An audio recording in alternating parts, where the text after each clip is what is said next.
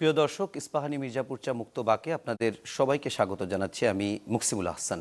দর্শক, ত্রয়োদশ জাতীয় সংসদ নির্বাচনের ভোট গ্রহণের বাকি সপ্তাহ দুয়েক এর মধ্যে আমরা দেখছি যে উৎসব মুখর পরিবেশে নির্বাচনী প্রচারণা চলছে দেশ জুড়ে। সেই সাথে বাড়ছে নির্বাচনকে ঘিরে উত্তাপও। আর এই উত্তাপ ভোটের মাঠে কখনো কখনো উদ্বেগ উৎকণ্ঠারও সৃষ্টি করছে, কেননা আমরা দেখছি বিভিন্ন জায়গায় রাজনৈতিক সহিংসতা, নির্বাচনী সহিংসতা হচ্ছে। কিছুক্ষণ আগেও আমরা যতটুকু জানি শেরপুরের জামাতের একজন উপজেলা সাধারণ সম্পাদক তিনি নিহত হয়েছেন নির্বাচনী সহিংসতায়।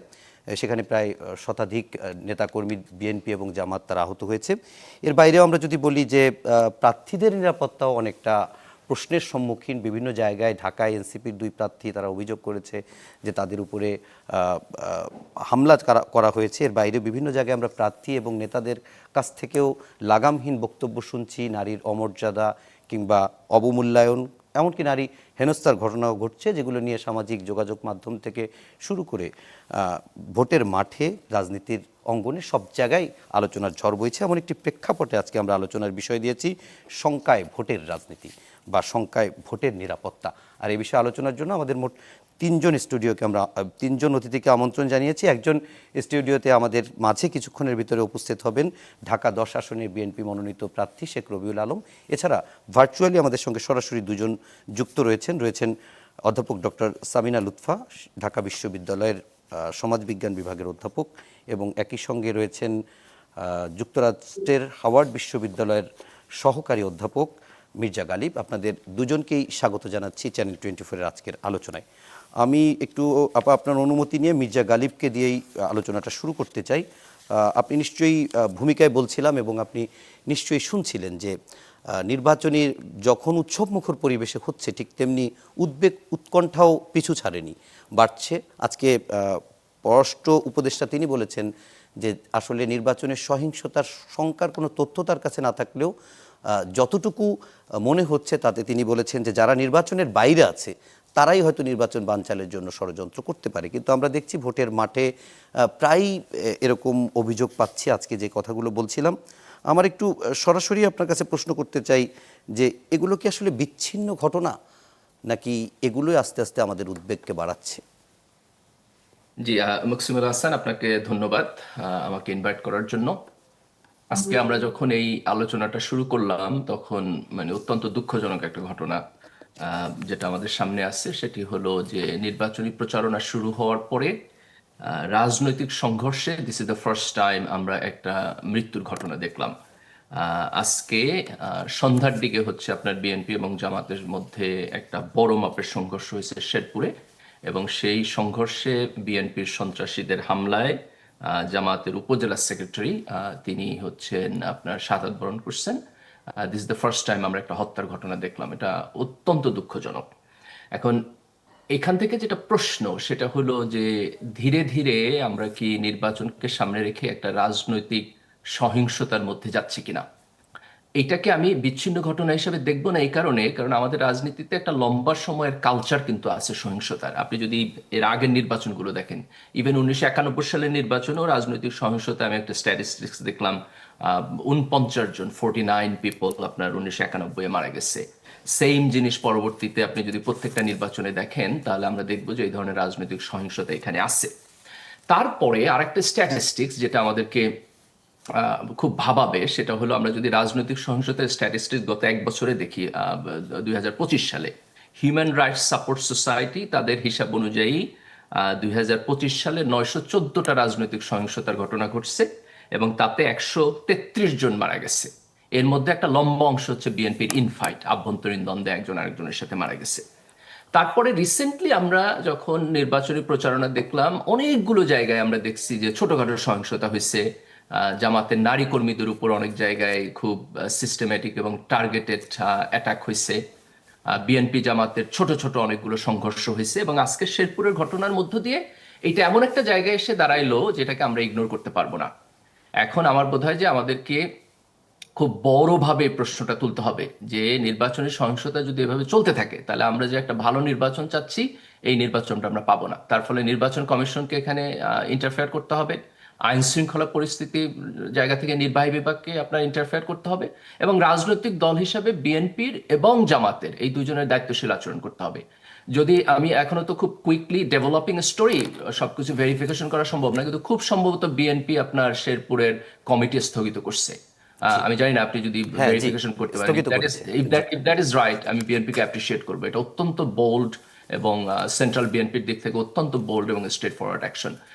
আমরা জুলাইয়ের গণ অভ্যুত্থানের পরে আজকে যেখানে এসে দাঁড়াইছি, এই নির্বাচন প্রশ্নবিদ্ধ হবে, এই নির্বাচনে আপনি ভায়োলেন্স করবেন, এই নির্বাচনে আপনি নির্বাচনী কেন্দ্র দখল করে জিতবেন, এইটা অ্যাফোর্ড করার মতো জায়গায় বাংলাদেশ নাই।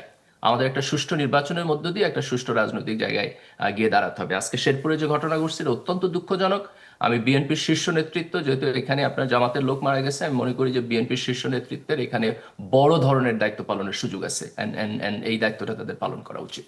আচ্ছা, গালিব ভাই আপনার কাছে পরে আবার আসবো। আমি একটু সামিনা লুৎফা ম্যামের কাছে যে বিষয়টি নিয়ে একটু জানতে চাই। আপনার সাথে অনেকগুলো বিষয় নিয়ে আমরা আলোচনা করতে চাই, বিশেষ করে নারী অবমাননা, নারী হেনস্থা থেকে শুরু করে অনেকগুলো বিষয়।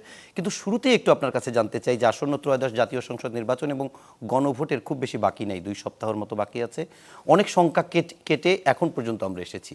আগামী দিনের এই ভোটের আগ পর্যন্ত আপনি সবচেয়ে চ্যালেঞ্জিং বা উদ্বেগ বা উৎকণ্ঠার জায়গা কোনটি দেখেন? ধন্যবাদ আপনাকে এবং আমাকে যারা এখানে শুনছেন আজকে, আমার সহ আলোচক যিনি আছেন তাকে শুভেচ্ছা জানিয়ে শুরু করছি। আমি আসলে মনে করি যে গত আম, মানে এই অন্তর্বর্তী সরকার যখন থেকে দায়িত্ব পালন করছে, জি তার প্রথম 1-2 মাসের পর থেকেই আমরা আসলে বুঝতে পারছিলাম যে আমাদের দেশের আইন শৃঙ্খলা পরিস্থিতির খুব একটা উন্নতি ঘটেনি, এবং আমরা সেটার অনেক কারণও রয়েছিল। আমরা জানি যে পুলিশের মধ্যে এক ধরনের ভয় ছিল, পুলিশের সম্পর্কে আহ, সাধারণ জনগণের এক ধরনের অনাস্থা আছে। এবং এর প্রেক্ষিতে আমরা জানি বেশ কিছুদিন ধরে সেনাবাহিনী আসলে মাঠে আছে এবং তারা ম্যাজিস্ট্রেসি ক্ষমতা নিয়েই মাঠে আছেন। এবং এই যে এত লম্বা সময় ধরে নাগরিকদের এত কাছাকাছি সেনাবাহিনীর ডিপ্লয়মেন্ট, এটা একটা সেনাবাহিনীর সাথে জনগণের একটা দূরত্ব থাকা সবসময়ই আইন শৃঙ্খলা পরিস্থিতি ট্যাকেল করার জন্য একটা ভালো ব্যারিয়ার বা একটা সাইলো হিসেবে কাজ করে, যেটা অনেকদিন ধরে নেই। এটা আমাকে আশঙ্কা মুক্ত করতে পারে না আর কি। আমি এটা দেখে আমার কাছে মনে হয় অনেক ওনাদের উপস্থিতিটা অনেক নর্মালাইজড হয়ে গেছে, মানুষের সাধারণের জীবনযাপনের সাথে নর্মালাইজড হয়ে গেছে। তার ফলে আমরা যেমন 18ই ডিসেম্বরের রাতে আমরা যখন দেখেছিলাম যে প্রথম আলো এবং ডেইলি স্টার সহ ছায়ানট এসব জায়গায় হামলা হয়েছিল, তখন কিন্তু আমরা বুঝতে পেরেছিলাম যে ঠিক সেনাবাহিনীর সাথে, সেনাবাহিনীকে যেরকম একটা ভয় সূচক দূরত্ব থাকে, সেই জায়গাটা থেকে আমরা একটু কম দেখেছি। এটা একটা শঙ্কার ব্যাপার। তার সাথে পুলিশের উপর ঠিক আস্থা ফেরত এসেছে, সেটাও সেরকমও আমার কাছে মনে হয় না। এবং এই সমস্ত কিছু হচ্ছে আমাদের ব্যাকগ্রাউন্ডে আছে, কারণ আমরা নির্বাচনের সময় যেটা আশা করি সেটা হচ্ছে, আমরা তো 24 সালে একটা নির্বাচন হয়ে গেছে, এই জুলাই গণঅভ্যুত্থান না হলে 26শে ফেব্রুয়ারি মাসে আরেকটা নির্বাচন হওয়ার কোনো কারণই ছিল না। সুতরাং এই জুলাই গণঅভ্যুত্থান আমাদেরকে অনেক ধরনের আকাঙ্ক্ষা, অনেক ধরনের স্বপ্নের সামনে দাঁড় করিয়েছিল, আমরা অনেক কিছু সম্ভব বলে মনে করেছিলাম। তো 15-16 মাসে সেই সব খুব একটা আর আমরা দেখতে পাই না। কিন্তু অন্তত এই নির্বাচনটা তো হওয়ার কথা ছিল খুব উৎসব মুখর একটি নির্বাচন, অনেক শঙ্কামুক্ত একটি নির্বাচন, কিন্তু আমরা দেখি যে তফসিল ঘোষণার পরদিন থেকেই জি এই নানান রকমের সহিংসতা শুরু হয়ে গেছে। এবং এর মধ্যে আমি যদিও যদি আমি ভুল না করে থাকি, জি তাহলে এর আগে যুব দলের নেতা এবং ঢাকা শহরেই বসুন্ধরা যে শপিং সেন্টার, তার পেছনেই জি গুলিতে নিহত হয়েছেন স্বেচ্ছাসেবক, সম্ভবত তার ঢাকার একজন যুবদল ঢাকা নেতা। উত্তরের এবং স্বেচ্ছাসেবক দলের সাধারণ সম্পাদক। হ্যাঁ, স্বেচ্ছাসেবক দল, সরি। এবং তারপরে এছাড়াও, উনি ছাড়াও আরো একাধিক সহিংসতার যুবদল ঘটনা নেতাও মারা ঘটেছে। গেছেন। হ্যাঁ, এবং যুবদল নেতা সম্ভবত অন্য এলাকার, হ্যাঁ এই মিরপুরে। ঢাকার, ঢাকার যিনি তিনি স্বেচ্ছাসেবক দলের নেতা। আর আমরা তো 18 মানে আমরা যখন দেখলাম যে শরীফ ওসমান হাদির হত্যাকাণ্ড এবং তাকে সেই হত্যাকাণ্ড ঘিরে যে সমস্ত আইন শৃঙ্খলা ভঙ্গকারী তৎপরতা ঘটেছে তা কিন্তু দেশে এবং বিদেশে বাংলাদেশের ভাবমূর্তিকে যথেষ্ট ক্ষতিগ্রস্ত করেছে। এরকম একটা পাটাতনে দাঁড়িয়ে আমরা বড় রাজনৈতিক দল যারা রয়েছেন তাদের দিকেই তো আমরা তাকিয়ে থাকবো যে তারা দায়িত্বশীল আচরণ করবেন। এবং সেই দায়িত্বশীল আচরণ যেহেতু আমরা প্রায় কোনো রাজনৈতিক দলের কাছ থেকেই দেখিনি গত 15 মাসে, আমি আমি দুঃখিত, আমি সাধারণ নাগরিক হিসেবে এটাই দেখতে পাই। কারণ আমার মনেই হয়েছে যে জুলাই অভ্যুত্থানে জনগণ যেভাবে সামনে রাস্তায় নেমে এসেছিল, তারপরে রাজনৈতিক দলগুলো একেবারেই তাদের নিজেদের ক্ষমতায় যাওয়ার যে প্রতিযোগিতা, সেই প্রতিযোগিতার কারণে একে অপরকে যেভাবে আহত করতে আঘাত করতে একটা প্রতিযোগিতায় লিপ্ত হলেন। এবং এই প্রতিযোগিতাটা সব ধরনের ভব্যতা এবং শালীনতার সীমা অনেক জায়গাতেই লঙ্ঘন করে গেছে, তাদের একদম টপ লিডাররা বাদে, একদম যারা টপ লিডার তারা বাদে। মাঠ পর্যায়ের নেতৃবৃন্দ কিংবা জাতীয় নেতৃবৃন্দ কেউ কেউ কোনো কোনো দলের আমরা দেখেছি খুবই লাগামহীন মন্তব্য করছেন, নানাভাবে তারা তাদের আমি কি বলবো এটাকে টেরিটরি দখল করার যে চেষ্টা সেটার একটা বহিঃপ্রকাশ দেখেছি। এবং অসম্ভব পেশি শক্তি দেখানো এবং দাম্ভিক উক্তিসমূহ বেরিয়ে এসেছে। এর মধ্যে ধরেন যখন আমরা দেখি যে নির্বাচন তো আমরা চাইছি একটা গণতান্ত্রিক রাস্তায় উত্তরণের জন্য, এবং সেই নির্বাচনে গণতান্ত্রিক রাস্তায় উত্তরণের জন্য আমরা সাধারণভাবে নাগরিক অধিকারের কথা বলি। আমরা বলি যে নাগরিক হিসেবে আমরা আসলে যে মর্যাদাটা গত 15 বছরে আমাদেরকে বা 16 বছরে আমাদেরকে দেয়া হয়নি, আমরা যে কথা বলার স্বাধীনতা, যে মর্যাদার জায়গা থেকে মানুষ রাস্তায় নেমে এসেছিল, সেসবের তেমন কোনো উন্নতি হয়নি। তার ফলে নির্বাচন ঘিরে উৎসবের চাইতে আশঙ্কা বেশি। এবং একদম ধরেন আর আপা 2 আপনাকে সপ্তাহ একটা বাকি নেই, একটা একটা এরকম বিষয় একটু সময়েও আমরা শুনছি যে জি আপা জাস্ট আমি শেষ করি লাইনটা, জি প্লিজ। আমরা শুনছি যে নির্বাচন আদৌ হবে কিনা এরকম প্রশ্নও কিন্তু আজও ধরা যাক চায়ের আড্ডায় হচ্ছে। তো সেই জায়গা থেকে আমাদের তো একটু শঙ্কা তৈরি হবেই। হ্যাঁ, আপনার প্রশ্নটা প্লিজ হ্যাঁ, আমার করুন, আমি প্রশ্নটা হচ্ছে শেষ আপনার করি। সামগ্রিক বক্তব্যে আমি যেটি বুঝলাম সেটি হচ্ছে যে আমি প্রশ্ন করেছিলাম যে সবচেয়ে বড় আতঙ্ক বা আশঙ্কা বা উদ্বেগের জায়গা কোনটি দেখেন, সেটি হচ্ছে আইন শৃঙ্খলা পরিস্থিতি। তো আইন শৃঙ্খলা পরিস্থিতি যদি এরকম উদ্বেগজনক হয়, আমরা রাজনৈতিক দলগুলোর কাছ থেকে যেটা শুনছিলাম, বিশেষ করে যারা আসলে ভোটের জন্য বা নির্বাচনের জন্য মুখিয়ে ছিল, সেই রাজনৈতিক দলগুলো বলছিল যে নির্বাচনের তফসিল ঘোষণা করা হলে আইন শৃঙ্খলা পরিস্থিতি স্বাভাবিক হয়ে যাবে। কিন্তু সেটি এখনো হচ্ছে না কেন, কি কারণ মনে হয়, নাকি আরও খারাপ হচ্ছে, নাকি যেটা হচ্ছে ঠিকঠাক আছে? আপনার কাছে এটা একটু জানতে চাবো। তার আগে আমি একটু আপনি উত্তরটা পরে নেব, তার আগে একটু মির্জা গালিব আপনার কাছে একটি প্রশ্ন রাখতে চাই। সেটি হচ্ছে যে গত কয়েকদিন ধরে ভোটের মাঠে আমরা দেখছি যে তারেক রহমান এবং জামাত আমির দুজনের বক্তব্যে, যেমন তারেক রহমান বলছে ভোটের আগের রাতে তাহাজ্জুদের নামাজ আদায় করে ভোট কেন্দ্রে গিয়ে ফজরের পর থেকে লম্বা লাইনে দাঁড়িয়ে থাকতে হবে, ভোট পাহারা দিতে হবে, ভোট দিতে হবে এবং শেষ পর্যন্ত রেজাল্ট নিয়ে তারপর আসতে হবে, সতর্ক থাকতে হবে। ঠিক কাছাকাছি ভাষায় জামাত আমির বলছেন যদি কেউ ভোট দিতে বাধা দেয় প্রতিরোধ করতে হবে, তোমার ভোট তুমি দেবে, আমার ভোট আমি দেব, যদি কেউ ভোট ছিনতাই করতে আসে তাহলে তার ডানা তুলে রাখা হবে। এই যে একটা এটি কি প্রধান দুই রাজনৈতিক দলের এখনকার যারা মাঠে আছেন তাদের শীর্ষ নেতাদের বক্তব্য যখন এরকম, এটি কি অতিরিক্ত সতর্কতা নাকি কোনো অশনি সংকেত দেখছেন? কেন তারা বারবার নেতাকর্মীদের এভাবে সতর্ক করছেন? আমার মনে হয় যে দুই রাজনৈতিক দলের প্রধান তারেক রহমান এবং ডক্টর শফিকুর রহমান তো এখন নির্বাচনী প্রচারণা করতেছেন সারা দেশে, কাজেই তারা ক্যাম্পেইনে একজন আরেকজনের ব্যাপারে কথা বলবেন, এক দল আরেক দলের ব্যাপারে কথা বলবে, এটা অত্যন্ত স্বাভাবিক আর কি। এবং এই কথা বলতে গিয়ে কিছু জায়গায় হিটেড ডিবেট হবে, কিছু জায়গায় একজন আরেকজনের জন্য এক্সাম্পল ইউজ করবে, মেটাফোর ইউজ করবে, একজন আরেকজনকে অভিযোগ করবে। এগুলো আপনি সারা দুনিয়াতেই যদি রাজনৈতিক কালচার দেখেন তাহলে ইলেকশন ক্যাম্পেইনের আগে আপনার এই জাতীয় কথাবার্তা হয়। এটাকে আমি বরং এক ধরনের স্পোর্টিং মানসিকতার জায়গা থেকেই দেখব, যতক্ষণ পর্যন্ত না এটা একটা সীমা লঙ্ঘন করবে এবং যতক্ষণ পর্যন্ত এইটা ইনফিল্ডে ভায়োলেন্স ইনসাইট না করতেছে। যেটা হয় যে রাজনৈতিক দলের শীর্ষ নেতৃত্বের দিক থেকে যদি ধরেন যে খুব লাগাম ছাড়া এবং হট বক্তব্য দেওয়া হয় যার মধ্যে দিয়ে টেম্পারেচার বেড়ে যাইতেছে দুইটা রাজনৈতিক দলের মধ্যে, তাহলে এটা অনেক সময় ভায়োলেন্সকে ইনসাইট করে। কিন্তু যতক্ষণ পর্যন্ত এইটা ওই সীমারেখাটা অতিক্রম না করতেছে ততক্ষণ পর্যন্ত একটা রাজনৈতিক দল আরেকটা রাজনৈতিক দলকে আপনার বিভিন্নভাবে বা আপনার বক্তব্য দিবে, আক্রমণ করবে, পাল্টা আক্রমণ করবে, যুক্তি দিবে, পাল্টা যুক্তি দিবে। এই এই জিনিসটাই আপনার গণতন্ত্রের সৌন্দর্য। এখানে আমরা চাইতে পারি যে কিছুটা সিভিলিটি রক্ষা হবে উভয় উভয় দিক থেকে, একজন আরেকজনের ব্যাপারে ভুল তথ্য দিবে না, খুব অ্যাগ্রেসিভ কথা বলবে না, সেটা আমাদের একটা চাওয়ার জায়গা। কিন্তু এখন পর্যন্ত আমি যদি বিএনপি এবং জামাতের নির্বাচনী ক্যাম্পেইন দেখি, তাদের টপ লেভেলের লিডারশিপের যদি ক্যাম্পেইন দেখি, তাহলে আমি বলবো যে মোরাললেস একটা দুইটা জায়গায়, কিছু কিছু জায়গায় ধরেন একজন আরেকজনের সাথে খুব হেড টু হেড চলে গেছে। এটা বাদ দিলে ওভারঅল যেটা আছে সেটা রাজনীতির জন্য যথেষ্ট ভালো। এবং আমরা এর আগে তো আপনার আওয়ামী লীগ এবং বিএনপির রাজনৈতিক ক্যাম্পেইন ছিল, সেখান থেকে আমরা এখন বিএনপি এবং জামাতের আপনার হেড টু হেড রাজনৈতিক ক্যাম্পেইনের জায়গায় গেছি। এই জায়গাটাতে আমার আপত্তির কোনো জায়গা নেই, বরং আমি এটাকে পজিটিভলি রেট করব। কিন্তু যেই জায়গাটাতে সমস্যা সেটা হলো যে ইলেকশনের আগে একটা ম্যাসিভ ভায়োলেন্স সব জায়গায় চলে আসবে কিনা। দেখেন, এটাকে আমরা যদি মানে খুব আইডিয়াল জায়গা থেকে মনে করি যে এটা কেন হবে, এটা মনে করার কোনো কারণ নেই, কারণ বাংলাদেশের রাজনীতিতে এটা সবসময় হয়েছে। আপনি যদি আগের ইভেন্ট ধরেন, যে নির্বাচনগুলোকে আমরা খুব সুষ্ঠু নির্বাচন বলি, 91, 96 এবং 2001, সেখানেও কিন্তু এরকম ভায়োলেন্স ছিল। প্রশ্নটা হলো যে জুলাইয়ের পরে আমরা যে নতুন জায়গায় এসে দাঁড়াইছি, এইখানে আমরা এইটাকে অতিক্রম করে আরেকটু বেটার জায়গায় গিয়ে দাঁড়াইতে পারি কিনা, সেটা ছিল আমাদের পয়েন্ট।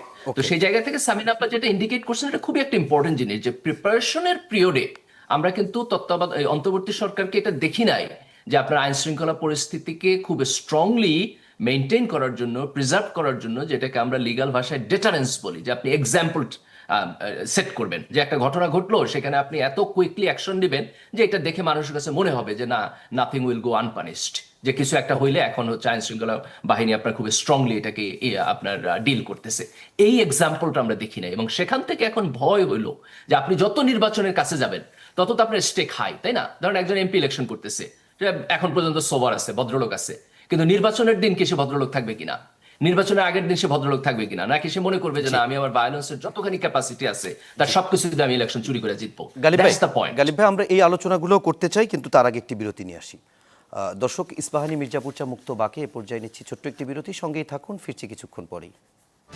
প্রিয় দর্শক, ইস্পাহানি মির্জাপুর চা মুক্ত বাকে বিরতির পর আবারও স্বাগত জানাচ্ছি আমি মুকসিমুল হাসান। আমার সঙ্গে রয়েছেন দুজন অতিথি, রয়েছেন ঢাকা বিশ্ববিদ্যালয়ের অধ্যাপক ডক্টর সামিনা লুৎফা এবং রয়েছেন যুক্তরাষ্ট্রের হার্ভার্ড বিশ্ববিদ্যালয়ের সহকারী অধ্যাপক মির্জা গালিব, এবং এছাড়া আমাদের সাথে যুক্ত হওয়ার কথা ছিলেন ঢাকা 10 আসনে বিএনপির প্রার্থী শেখ রবিউল আলম, কিন্তু তিনি ব্যক্তিগত ব্যস্ততার কারণে তিনি আসতে পারেননি।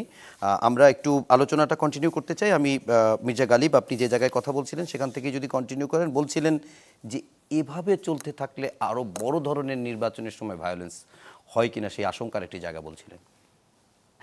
এক্স্যাক্টলি, দেখেন, এটা একটা অত্যন্ত গুরুত্বপূর্ণ বিষয়। সেটা হলো, আমরা যদি ছাত্র সংসদ নির্বাচন দেখি, তাহলে আপনি এবার দেখবেন যে বিভিন্ন ছাত্র সংসদ নির্বাচনে কোনো রাজনৈতিক দলেই খুব বড় আকারে আপনার ভায়োলেন্স করতে পারে নাই, এবং তার ফলে আমরা একটা উৎসব মুখর নির্বাচন দেখছি।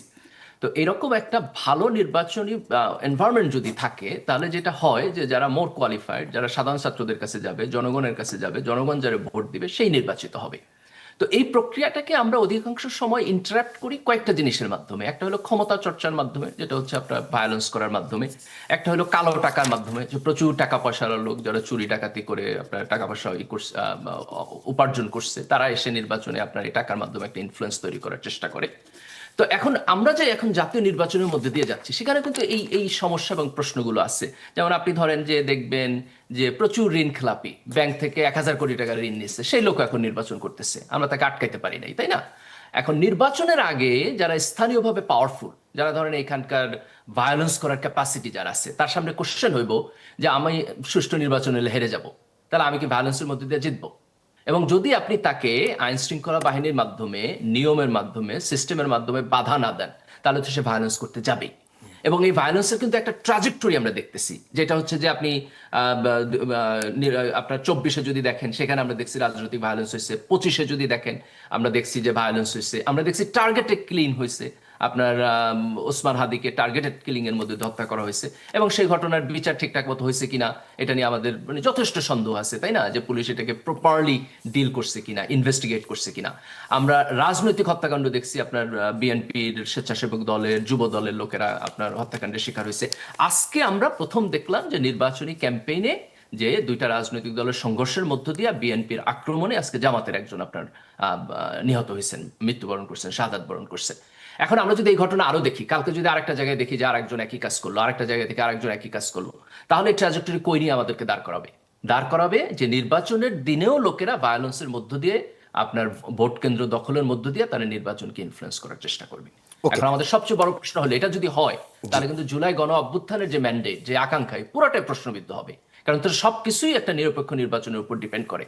তো এই জায়গায় আমার বোধ হয় যে সরকারকে সবচেয়ে বড় ভূমিকা পালন করতে হবে, নির্বাচন কমিশন এবং সরকারের নির্বাহী বিভাগ, আইন শৃঙ্খলা বিভাগকে সবচেয়ে বড় ভূমিকা পালন করতে হবে। ওকে, সুষ্ঠু নির্বাচন এবং আইন শৃঙ্খলা পরিস্থিতি নিয়ে আমরা আলোচনা করব, কিন্তু যেহেতু মির্জা গালিবের আলোচনার শুরুতেই ছাত্র সংসদ নির্বাচনের একটি প্রসঙ্গ আসছে, গালিব ভাই সেই আলোচনার জায়গা থেকে আমি একটু আপাকে একটা বিষয় জানতে চাই। সেটি হচ্ছে, আপনি নিশ্চয়ই খেয়াল করেছেন যে সম্ভবত বরগুনায় জামাতের একজন নেতা, তিনি জেলা সম্ভবত অ্যাসিস্ট্যান্ট সেক্রেটারি এরকম পদে, তিনি একটি আপত্তিজনক মন্তব্য করেছেন যে আমরা দেখেছি ডাকসু নির্বাচনের পর ডাকসু মাদকের, এর আগের কথা বলেছেন যে মাদকের আড্ডা ছিল, আরও এমন কিছু কথা বলেছেন যেগুলো আসলে উচ্চারণ করাটাও একটু কঠিন। এবং তারপরে সেই বক্তব্যের পরে জামাত তাকে অব্যাহতি দিয়েছে, তার শিক্ষকদের যে সংগঠন সেখান থেকেও তাকে বহিষ্কার করা হয়েছে। কিন্তু আপা, এই জাতীয় বক্তব্যগুলো কেন তৃণমূলের নেতারা বলছেন? হ্যাঁ, উনি শুধু মাদকের আখড়া বলেননি, উনি বেশ্যা বৃত্তি করা হয় এটাও বলেছেন। এবং এ কারণেই আসলে মূলত তাদের তার বিরুদ্ধে বা তার এই বক্তব্যের বিরুদ্ধে মানুষ দাঁড়িয়েছে। কিন্তু এ ধরনের বক্তব্য আমরা আসলে নারীর প্রতি এরকম আক্রমণমূলক বক্তব্য আমরা তো আসলে অনেক দিন ধরে, মানে এটা তো নতুন কিছু না বাংলাদেশে। কিন্তু এই বক্তব্যগুলো যখন কোনো রাজনৈতিক দলের দায়িত্বশীল মানুষের কাছ থেকে আসে, তখন আমরা রাজনৈতিক দলের কাছ থেকে আশা করি যে তারা ঠিক এইভাবে, যেভাবে ওনাকে অব্যাহতি দেওয়া হয়েছে এভাবে অব্যাহতি দিবে। যারা এইগুলোর জন্য দায়ী থাকে তাদেরকে এক ধরনের দৃষ্টান্তমূলক শাস্তি দিবে, যাতে করে অন্য কেউ এ ধরনের আচরণ করতে সাহস না পায়। কারণ গত 15-16 মাসে আমরা আসলে দেখেছি, আমি যে জননিরাপত্তা আইন শৃঙ্খলার কথা বলছিলাম, এক্ষেত্রে যেটা ঘটেছে, ধরেন মাজারে হামলা থেকে শুরু করে বাউলদের আখড়ায় হামলা, চুল কেটে দেয়া, নারীদের উপর আক্রমণ, এগুলো আপনাদের মনে হতে পারে যে এত কয়টা ঘটনা, অত কয়টা ঘটনা, কিন্তু একটি ঘটনাও এ ধরনের জাতিগত, লিঙ্গগত বা ধর্মীয় ভাবে প্রান্তিক মানুষদের, সংস্কৃতিগতভাবে প্রান্তিক মানুষদের উপর একটি হামলার ঘটনাও একটা কিন্তু ভয়ের সংস্কৃতি তৈরিতে ভূমিকা রাখে। এবং এই ভূমিকা রাখার কারণে যে সংখ্যাটা এসে দাঁড়ায়, সেই সংখ্যাটা হচ্ছে যে, ধরেন আমি যে ভোট দিতে যাব, আমি যদি এই সমস্ত প্রান্তিক জনগোষ্ঠীর মানুষ হই, তাহলে আমি উৎসব মুখর যে ভোটের কথা হচ্ছে, সুষ্ঠু নির্বাচনের কথা হচ্ছে, সেই নির্বাচন হতে গেলে তো টার্ন আউট লাগবে। এবং ভোটার টার্ন আউটের জন্য আমাদের জনসংখ্যার 51% নারী, এবং ভোটার হিসেবেও তাদের সংখ্যা অনেক। এবং এরা কি আসলে নিশ্চিন্তে ভোট দিতে যেতে পারবে? যেহেতু অলরেডি আইন শৃঙ্খলা পরিস্থিতি এমন, জননিরাপত্তার পরিস্থিতি এমন যে এক ধরনের ডেটারেন্স তৈরি হবে, মেয়েদের ভোট কেন্দ্রে যেতে দেওয়া নিয়ে পরিবার থেকে নানান রকম বাধা আসবে, সামাজিকভাবে এক ধরনের নিশ্চয়তা কিন্তু তাদেরকে দিতে হবে যে আসলে তারা যেন ভোট দিতে আসতে পারেন। এবং এই যে ভিন্ন ধর্মীয় সম্প্রদায়ের মানুষ, জাতিগতভাবে সংখ্যালঘু মানুষ, এদের বিরুদ্ধে হামলা, আক্রমণ ইত্যাদি যেহেতু কোনোভাবে কোনো তদন্ত বিচার প্রক্রিয়ার মধ্যে দিয়ে আমরা ডিউ প্রসেস হতে দেখিনি, এবং আমরা দেখেছি নানানভাবে বিচার বহির্ভূতভাবে বিভিন্ন জায়গায় মানুষ সংঘবদ্ধভাবে সহিংসতা করেছে, এবং সেগুলো থামাতে সরকার খুব একটা ভূমিকা রাখেনি। তার ফলে মানুষের মধ্যে এক ধরনের ভয় থাকতে পারে যে আমি যেতে পারবো তো, গেলে পরে ফেরত আসতে পারবো তো, ফেরত আসার পরে নির্বাচনে জয় পরাজয় শেষ হওয়ার পরে আমি নিরাপদ থাকতে পারবো তো, এমনকি আমি ভোট কেন্দ্রে গিয়ে যাকে ভোট দিতে চাই তাকে ভোট দিতে পারবো তো, নাকি ওখানে গিয়ে চাপ প্রয়োগ করা হবে যে না, একেই ভোট দিতে হবে, কিংবা আপনার ভোটটা দেওয়া হয়ে গেছে। এই ধরনের ঘটনার অভিজ্ঞতা তো আমাদের অনেক আছে। তারপরে ধরেন আমি কি আসলে যাকে ভোট দিতে যাচ্ছি তার সম্পর্কে, তার নির্বাচনী ইশতেহার সম্পর্কে, তিনি দেশটাকে কেমন জায়গায় নিয়ে যাবেন, নারী অধিকার, স্বাস্থ্য, শিক্ষা, কৃষি, এগুলোতে তাদের কি ধরনের প্রতিশ্রুতি আছে, সেগুলো কি আমি ঠিকঠাক জানি, নাকি আমি প্রচুর মিসইনফরমেশন, ডিসইনফরমেশনের মধ্যে দিয়ে আমার প্রার্থীকে চিনেছি? এই জিনিসগুলো, নাকি এখানে অর্থনৈতিক বিষয়টা গুরুত্বপূর্ণ হয়ে দাঁড়াচ্ছে, নাকি এখানে টাকা ছড়ানো হচ্ছে, নাকি এখানে ভয় দেখানো হচ্ছে, এই জিনিসগুলো সবসময় সাউথ এশিয়ার নির্বাচনে খুবই গুরুত্বপূর্ণ ভূমিকা রাখে। এবং যেহেতু আমাদের এই মুহূর্তের জননিরাপত্তা এবং শৃঙ্খলার সমস্যা রয়েছে, সুতরাং আমি মনে করি প্রত্যেক রাজনৈতিক দলের নেতাদের উচিত তাদের এই তৃণমূলের যারা রয়েছেন, যারা এই সমস্ত হঠকারী মন্তব্য করছেন, নানান রকম অন্যায় কথা বলছেন, হেট স্পিচ ছড়াচ্ছেন, তাদের ব্যাপারে খুব দ্রুত ব্যবস্থা নেওয়া। এবং এটা যত বড় দল তার তত বড় দায়িত্ব বলে আমি মনে করি। আপা, একটা ছোট্ট প্রশ্ন করতে চাই, আপনি একটু সংক্ষেপ উত্তর দিলে পরের প্রশ্নটায় যাব। সেটা হচ্ছে যে ডাকসু কয়েকদিন আগে তার 4 মাস পূর্তি উপলক্ষে রিপোর্ট বা তারা কি কার্যক্রম করেছে তার একটি প্রতিবেদন তুলে ধরেছে। আমি একটু ঢাকা বিশ্ববিদ্যালয়ের একজন শিক্ষক হিসেবে আপনার কাছে জানতে চাই, 4 বছরে ডাকসুর অ্যাক্টিভিটিসকে আপনি মানে 10-এ কত দিবেন বা কতটুকু সফল দিবেন 4 মাসে? ডাকসু সম্পর্কে আমরা বিশ্ববিদ্যালয়ের শিক্ষক নেটওয়ার্ক থেকে আম, একটি বিবৃতি দিয়েছিলাম বেশ কিছুদিন আগে। জি। সেটা ডাকসু যা করছে বা তার যা করা দরকার তার বাইরে গিয়ে তারা যে কাজগুলো করছিল সেটা সম্পর্কে নিন্দা করেই আমরা দিয়েছিলাম বিবৃতিটা। সেই বিবৃতিটা দেওয়ার কারণ হলো ডাকসু যে পজিটিভ কাজগুলো করছে, সে পজিটিভ কাজগুলোর চাইতে তাদের প্রতিটি এখতিয়ার বহির্ভূত নেগেটিভ কাজের কিন্তু এক ধরনের বড় অভিঘাত তৈরি হচ্ছে। কারণ তারা অনেক দিন পর একটা আম, আহ, অংশগ্রহণমূলক নির্বাচনের মাধ্যমে নির্বাচিত হয়ে আসা একটা শিক্ষার্থী প্রতিনিধি দের অংশ, এবং এই শিক্ষার্থী প্রতিনিধিদের অংশের কাছে আমরা দায়িত্বশীল আচরণ আশা করি। এবং তারা এমন এমন জায়গায় গিয়ে তাদের ক্ষমতা দেখিয়েছেন, যার কিছু ভিডিও আমাদের সামনে এসেছে, যেটা মোরাল মনে পুলিশিং। হয়েছে যে তাদের এই কাজগুলো করবার কোনো প্রয়োজন ছিল না। তারা কোনো একজন নাগরিক, তিনি যদি একজন ক্রিমিনালও হন, তাকে শাস্তি দেওয়ার অধিকার তো আমাদের শিক্ষার্থী কারোই নেই। শাস্তি দেওয়ার অধিকার আছে রাষ্ট্রে, আইন শৃঙ্খলা পরিস্থিতি বা বাহিনী আছে, আমাদের জুডিশিয়ারি আমি আছে, তার মোটামুটি মাধ্যমে স্পষ্ট আপা, ডিউ আপনার কাছে যদি প্রসেসিং আরো একটু সংক্ষেপে প্রশ্নটা এভাবে করি যে অতীতের করে সফল কিনা। ডাকসুগুলোর সঙ্গে মিলিয়ে এই ডাকসুকে যদি আপনি কম্পেয়ার করেন তাহলে তারা কি ভালো করছে না খারাপ করছে? এটা খুব মুশকিলের কথা, কারণ ধরেন 19-এর ডাকসুর সাথে কম্পেয়ার করে আচ্ছা, কোনো আমি মানে কেন নাই। প্রশ্নটা করলাম, আহ, আমি একই সঙ্গে পরের প্রশ্নটাও করে দিই আপনাকে। কারণ হচ্ছে যে জামাত ইসলামের আমির তিনি গতকালকে বাগেরহাটে যে জনসভায় বক্তব্য দিয়েছে, তিনি বলছেন ডাকসু ভালো চলছে এবং যদি জামাত ইসলামী বাংলাদেশের রাষ্ট্র ক্ষমতায় আসে ডাকসুর থেকেও ভালো বাংলাদেশ চলবে। এই প্রেক্ষাপটে প্রশ্নটি ছিল। ডাকসুতে যারা নির্বাচিত হয়েছেন তাদের অনেকেরই মানে সাংগঠনিক পরিচয় আছে, কিন্তু আমার যতটুকু মনে আছে, মনে করতে পারি 24 আগস্টের পরে তারা একটা কিন্তু বড় ধরনের আন্দোলন গড়ে তুলেছিলেন ক্যাম্পাসে, যে তারা লেজুর বৃত্তির রাজনীতি করতে চান না, লেজুর বৃত্তির রাজনীতিটা চান না, তার মানে রাজনৈতিক দলের সাথে সম্পর্ক রাখা রাজনীতি তারা করতে চান না। কিন্তু সেটাই যেহেতু তারা এখন করছেন, সেটা তো একটা হতাশার জায়গা তৈরি করেছে। ছাত্রছাত্রীদের অনেকে প্রতিবাদের সময় আমরা দেখছি যে তারা বলছেন যে কেন তারা জামাত ইসলামের নির্বাচনী প্রচারণায় যাচ্ছেন ইত্যাদি। মানে এই জায়গাগুলোতে ডাকসু যদি আরেকটু রিস্ট্রেইন করতে পারতো নিজেদেরকে, তাহলে নিশ্চয়ই তাদের সম্পর্কে মানুষের বা শিক্ষার্থীদের যে আশা নিয়ে তাদেরকে নির্বাচিত করেছেন, যা তারা দেখতে চেয়েছেন, সেগুলোর চাইতে অনেক বেশি আম, আহ, যে এখতিয়ার বহির্ভূত তৎপরতায় তারা বেশি মনোযোগী, এটা মনে হয়েছে আমার কাছে।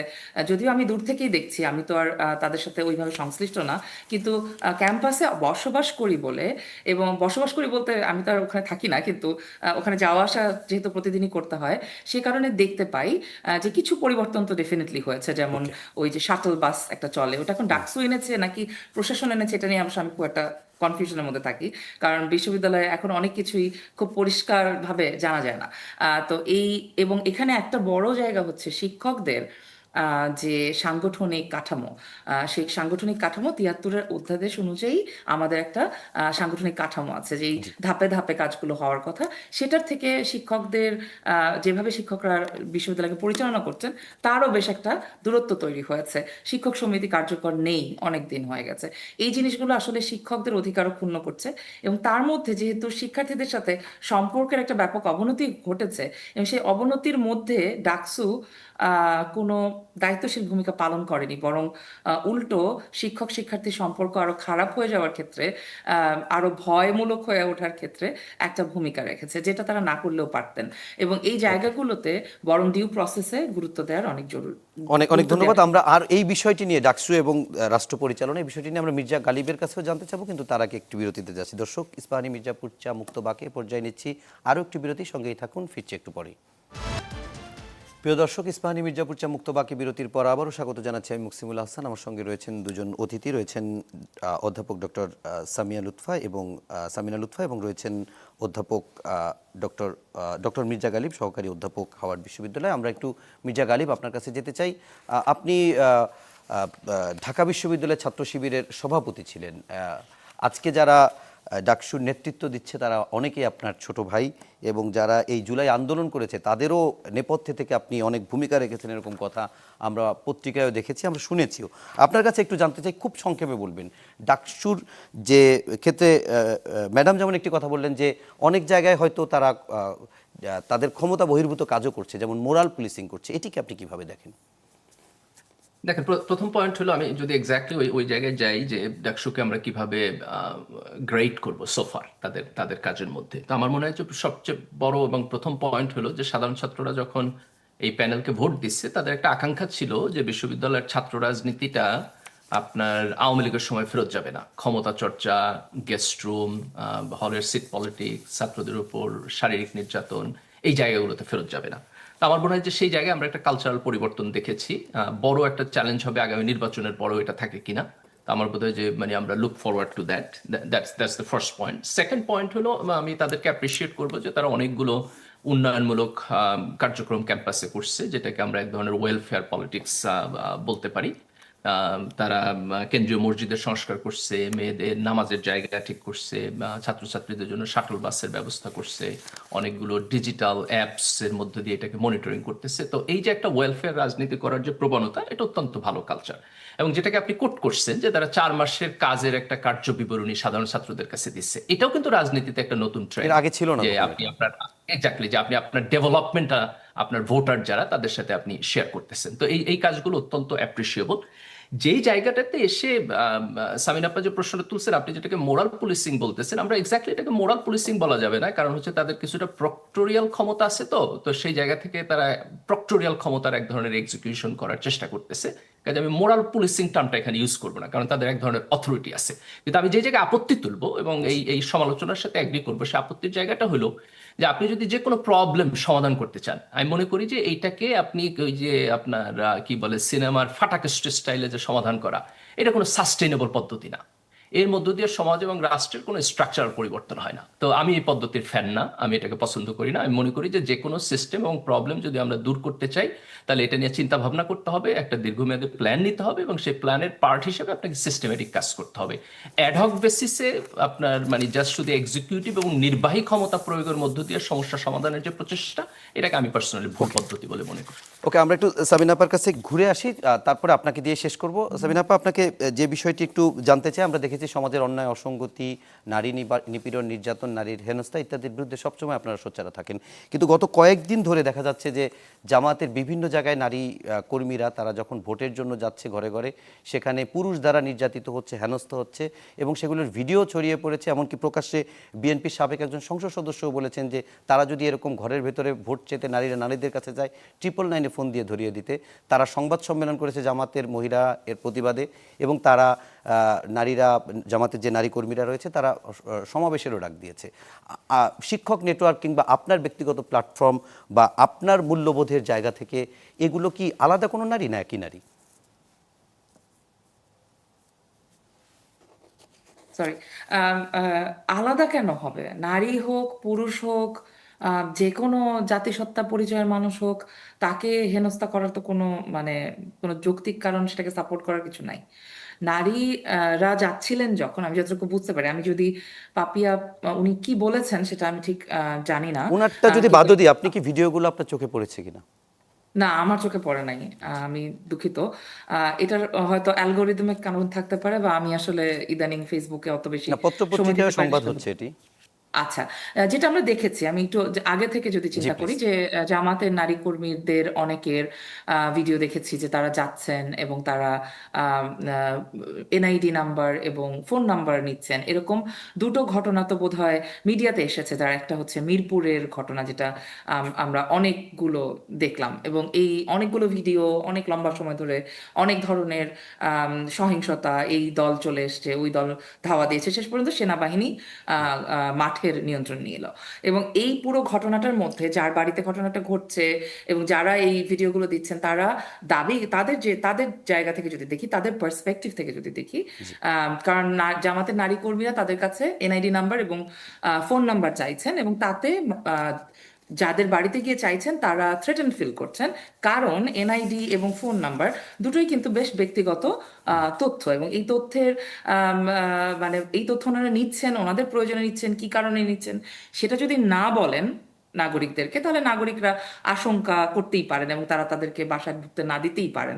কারণ এটাও তো সত্যি যে এরকম তথ্য সংগ্রহ করতে এসে ঢাকা শহরে ডাকাতির ঘটনা এগুলো তো খুব রিসেন্ট পাস্টে অনেক ঘটেছে। সুতরাং আমাদের যে আমাদের কালেকটিভ মেমোরিতে কিন্তু এই সমস্ত কিছুই কাজ করে, এবং যেহেতু এটাকে আবার ধর্মীয় জায়গা থেকেও মানে একটা টুইস্ট করার সুযোগ থাকে, যেহেতু ওনাদের দেখা যায় না এবং ওনাদের পরিচয় বোঝা যায় না, ওনাদেরকে নিরাপত্তার কারণেও মানুষ ভয় পেতে পারে, এবং এই জায়গাটা আমার কাছে মনে হয়েছে নাগরিকদের জায়গা থেকে এটা একটা আশঙ্কা।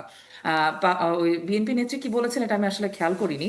আপনি যেটা বললেন যে ভোট চাইতে গেলে কাউকে 999-এ কল দেওয়ার তো কোনো কারণ নাই, কিন্তু যদি ওনারা এমন কিছু চাপ প্রয়োগ করেন, যদি কেউ জোর করে এনআইডি নাম্বার নিতে চান বা মহিলাদের সাথে তাদের সম্মতি ছাড়া কথা বলতে চান, সেক্ষেত্রে তো কেউ যদি ফিল করে যে আমি থ্রেটেন ফিল করছি অ্যাজ এ সিটিজেন, আমি তো অবশ্যই করতে পারি সেটা।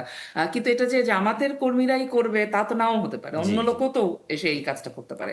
সুতরাং এটা খুব জরুরি আমাদের মনে রাখা যে আমরা যেন নাগরিক অধিকারের সীমা অতিক্রম না করি, এবং নির্বাচনের সময় যত এগিয়ে আসছে তত এই মূল যে যারা কন্টেন্ডার তাদের মধ্যে নানান রকম সংঘর্ষ সহিংসতা হওয়ার শঙ্কা থেকে যাচ্ছে। কিন্তু আমার একটাই মানে আবেদন এই মূল বড় দলগুলোর কাছে, যে আমরা আসলে সুষ্ঠু শান্তিপূর্ণভাবে নির্বাচনে ভোট দিতে যেতে চাই, ভোট দিয়ে আস্ত বাড়িতে ফেরত আসতে চাই, এবং ভোট কাকে দিয়েছি তার ভিত্তিতে না, কি ধারণা তার ভিত্তিতে না, আমি একটা নিরাপদ জীবন চাই, এবং এই জীবনের মধ্যে আমি নারী বলে যেন হেনস্থার শিকার না হই, এবং যদি কেউ আমাকে হেনস্থা করে তার যেন বিচার হয়, সেই জায়গাটাতে আমি জোর দিতে চাই। এবং আমি তাদেরকে বলতে চাই যে আপনাদের উচিত আপনাদের তৃণমূলকে আরো অনেক বেশি দায়িত্বশীল আচরণ করতে বলা, কারণ জুলাইয়ের পরে এটা এক্সপেক্টেড না। আপনাদের কাছ থেকে যে আচরণ পাই সেটা আমরা দেখতে চাইনি। আপা অনেক অনেক ধন্যবাদ। আমরা একদম শেষ প্রশ্ন মির্জা গালিবের কাছে করতে চাই। আমি শুরুতেই বলেছিলাম যে পররাষ্ট্র উপদেষ্টা তিনি আজকে বলেছেন নির্বাচনে যারা নেই তারাই নির্বাচনে সহিংস করতে পারে, নির্বাচন বন্ডুল করতে পারে, কিন্তু আমরা দেখছি যে প্রতিনিয়ত যে সহিংসতাগুলো হচ্ছে সেগুলো জামাত এবং বিএনপির নেতাকর্মীদের ভেতরেই বেশি হচ্ছে। এরকম যদি হতে থাকে এবং এরকম ঘটনার প্রেক্ষিতে যদি কোনোভাবে নির্বাচন অনিশ্চয়তার মুখে পড়ে, তাহলে তো এই দুই দলই সবচেয়ে বড় ক্ষতির সম্মুখীন হবে। তারা কি সেটা বোঝে না? এটা একটু আপনার কাছে জানতে চাই, এবং একই সঙ্গে নারীর যে বিষয়টি আসছে সেটি নিয়েও যদি আপনি বলতে চান। যে আমার মনে হয় না যে নির্বাচন বর্জনের মতো কোনো জায়গায় আমরা গিয়ে দাঁড়াবো, কারণ একটা সুষ্ঠু নির্বাচন আমাদেরকে করতেই হবে। এটা জামাতে এফোর্ড করতে পারবে না, বিএনপি এফোর্ড করতে পারবে না। যেটা হয় যে তারা যেহেতু নির্বাচনে জিততে চায়, তো সেই জায়গায় তারা ভায়োলেন্সটাকে লিমিটেড ইউজের মধ্যে দিয়ে নির্বাচন জেতার চেষ্টা করবে। তো সেই জায়গাটাতে যেন আইন শৃঙ্খলা বাহিনী ইন্টারফেয়ার করে সেটা আমাদেরকে নিশ্চিত করতে হবে। কিন্তু আমি মনে করি যে নির্বাচন বর্জনের মতো বা নির্বাচন হবে না এরকম একটা জায়গায় যাওয়ার সম্ভাবনা আমাদের খুবই কম। দেখেন, আমি যদি আগের জায়গাটাতে আসি, বলতে পারবেন জামাতের নারী কর্মীরা আপনার বিভিন্ন জায়গায় ক্যাম্পেইন অংশগ্রহণ করতেছে, এটা কিন্তু একটা প্রোগ্রেসিভ ঘটনা, তাই না? আমরা প্রায় জামাতকে অভিযোগ করি তারা নারীদেরকে কেন মনোনয়ন দিল না, তাদের নারীরা কই, তারা কোনো অ্যাক্টিভিজমে আসে না।